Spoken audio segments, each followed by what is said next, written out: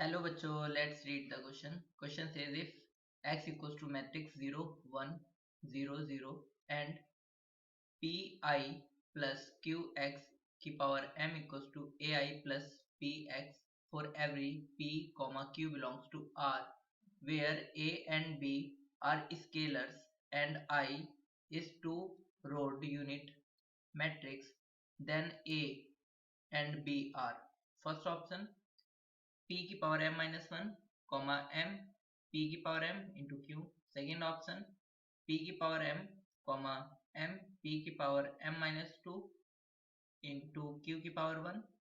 Third option p की power m comma m p की power m minus one into Q. Fourth option none of this. इस question को करने के लिए हम इसका की कॉन्सेप्ट समझते हैं. तो की कॉन्सेप्ट है बाइनोमियल थ्योरम के अकॉर्डिंग a प्लस b की पावर n इक्वल होता है nc0 a की पावर n इंटू b की पावर 0 प्लस nc1 a की power n minus one into b की power 1 plus nc2 into a की power n minus two into b की power 2 plus s1 plus ncn a की power n minus one जो कि 0 हो जाएगा into b की पावर n. नाउ हमें क्वेश्चन में क्या कह रहा है कि एक मैट्रिक्स S गिवन है, तो हम इसको लिख लेते हैं जो कि है x equals to matrix 0 1 0 0. Now अब हमसे कह रहा है कि और pi प्लस qx की power m equals to ai plus bx given है जिसमें p q रियल नंबर है. तो नाउ यहाँ पर हम क्या करते हैं कि x स्क्वायर फाइंड कर लेते हैं और बाकी अदर टर्म. तो x स्क्वायर क्या होगा 0 1 0 0. x की दो बार मल्टीप्लाई 0 1 0 0 और ये क्या हो जाएगा, ये इक्वल हो जाएगा 0 की मल्टीप्लाई होगी 0 से, तो ये पूरा ये वाला टर्म तो 0 ही हो जाएगा. सेकेंड वाला टर्म 0 की मल्टीप्लाई इस वाले से होगी तो ये कम्प्लीटली 0 0 0. तो ये तो मैट्रिक्स 0 आ गया. अब मैं x क्यूब फाइंड करूंगा तो एक्स स्क्वायर इंटू एक्स होगा, तो 0 0 0 0 एक्स स्क्वायर लिख लिया मैंने. और क्यूब क्यूब तो फिर एक्स लिख रहा हूँ, तो एक्स है 0 1 0 0. तो यहाँ पर ये क्या आ जाएगा, फिर ये 0 मैट्रिक्स आ जाएगी. तो इसका मतलब अब मैं 0 मैट्रिक्स को इस तरीके से रिप्रेजेंट कर ले रहा हूँ.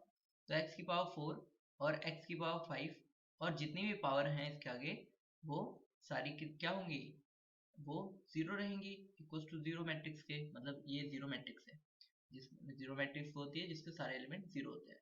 नाउ हमें क्या कह रहा है कि हम लिख लेते हैं जो हमें गिवन है पी आई, जहाँ पे आई आइडेंटिटी मैट्रिक्स है, प्लस क्यू एक्स की पावर m. बाइनोमियल थ्योरम के अकॉर्डिंग इसको एक्सपेंड कर लेते हैं, तो ये हो जाएगा कि M C 0 into P I की पावर m इंटू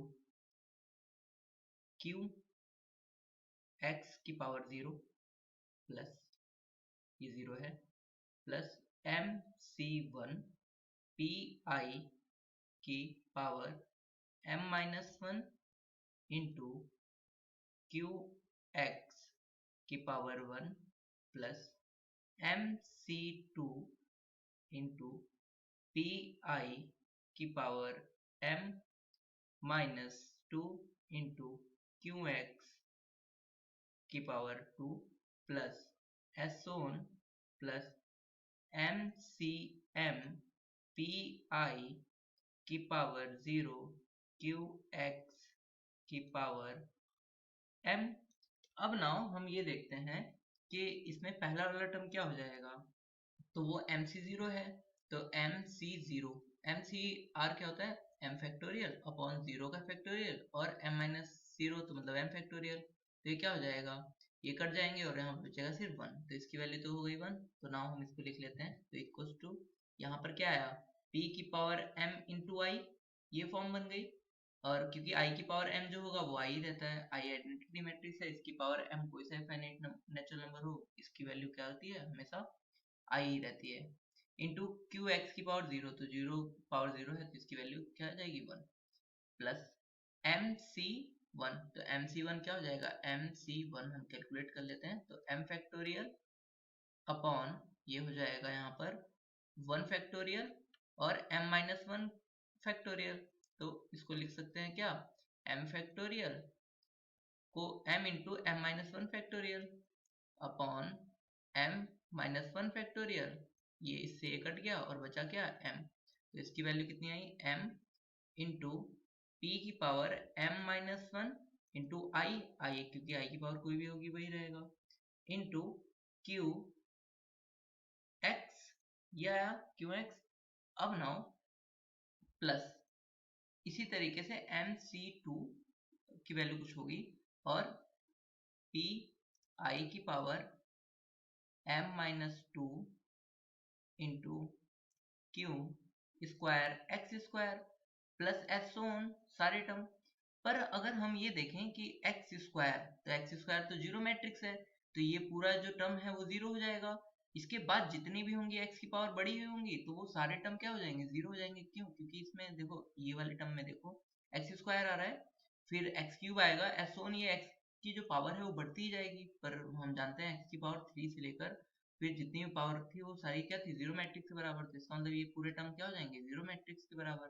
तो ये किसके इक्वल आया, ये इक्वल आ गया हमारा p की पावर m आई प्लस, अब i मैट्रिक्स की अगर मल्टीप्लाई करेंगे तो वही रहेगा क्योंकि x मल्टीप्लाई है, तो प्लस m p की power m minus 1 Q x, हमने x मैट्रिक्स की और i के साथ x मैट्रिक्स की i के साथ मल्टीप्लाई करी, तो आइडेंटिटी मैट्रिक्स है तो उसके लिए उसकी वैल्यू किसी मैट्रिक्स के बराबर, किसी भी मैट्रिक्स की आइडेंटिटी मैट्रिक्स से मल्टीप्लाई करते हैं तो आइडेंटिटी मैट्रिक्स की मल्टीप्लाई करने पर वही मैट्रिक्स आ जाती है। जैसे मैं यहाँ लिख देता हूँ ए आई इक्वल्स टू ए ही होता है और आई इंटू ए किसी भी तरफ से मल्टीप्लाई करें। तो नाउ हमें क्वेश्चन में क्या गिवन है कि इसकी जो वैल्यू है वो है हमारी ए आई प्लस बी एक्स के इक्वल, तो ये है ए आई प्लस बी एक्स के इक्वल, तो यहाँ पे a कंपेयर करने पे a इक्वल्स टू क्या आ गया, p की power m and b equals to क्या हो गया, b इक्वल्स टू आ गया m p की power m minus 1 into Q. तो हम चेक कर लेते हैं हमारा कौन सा ऑप्शन ट्रू है, तो हमारा option number C is correct answer. Hope you understood it well, best of luck, thank you.